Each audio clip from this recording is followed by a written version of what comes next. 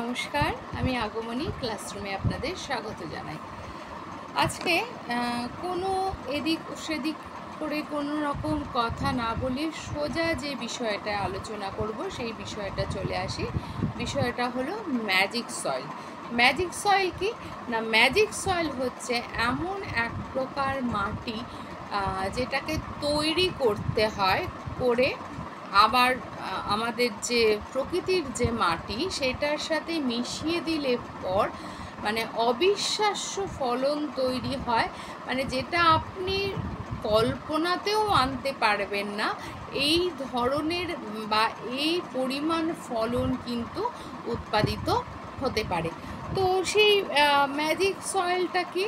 তো সেই ম্যাজিক সয়েলটা হচ্ছে একদম সিম্পল বা ঘরোয়া উপায়ে আপনারা প্রত্যেকে কিন্তু তৈরি করতে পারেন। সেটা বাড়ির বাগানে ব্যবহার করুন, কি যারা একদম প্রফেশনালি চাষটা করেন সেই হিসেবে বা ফসল উৎপাদন করেন সেই হিসেবে করুন, আপনারা কিন্তু অবশ্যই এটা করতে পারেন।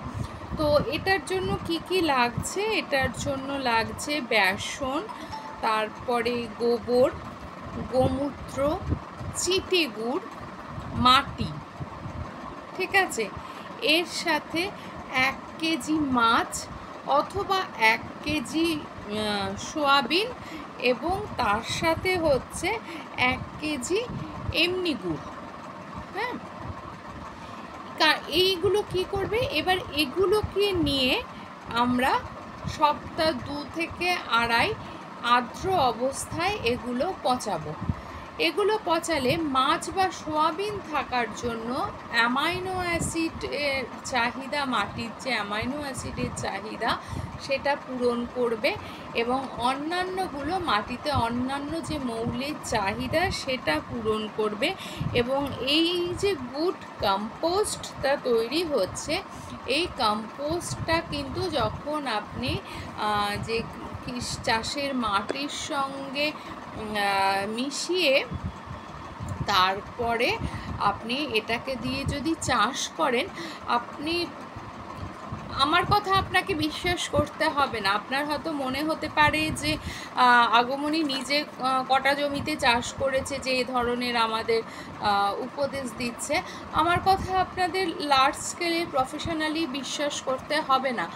বাড়ির বাগানের ক্ষেত্রে আপনারা প্রয়োগ করে শুধু দেখুন, তারপর যখন আপনারা বেনিফিট পাবেন তখন আপনারা চাষের জমিতে ব্যবহার করে দেখবেন।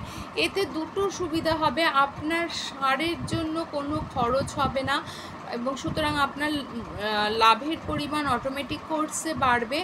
2 নম্বর হচ্ছে যেটা, আমরা যে বিষ খাই, খাবারের সঙ্গে বিষটা ইনটেক্ট করি, হ্যাঁ, কারণ যে কেমিক্যাল ফার্টিলাইজার বা পেস্টিসাইড সেগুলো কাইন্ড অফ পয়জন, সেগুলো আমরা খাই, তো সেগুলো প্রতিরোধ কিন্তু করতে পারি।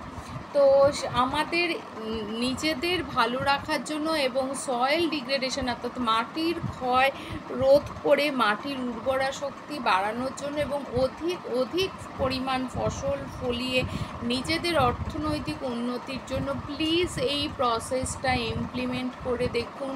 তারপর আপনারা আমাকে কমেন্ট বক্স তো রইলই বলার জন্য, ভালো হলেও বলবেন, খারাপ হলেও বলবেন।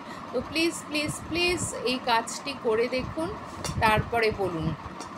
আর যারা নতুন দেখছেন তারা প্লিজ সাবস্ক্রাইব করে দেখুন, পুনরা আমার সাথে থাকুন, আমার শক্তি হয়ে থাকুন, আর হচ্ছে পুরোটা দেখবেন।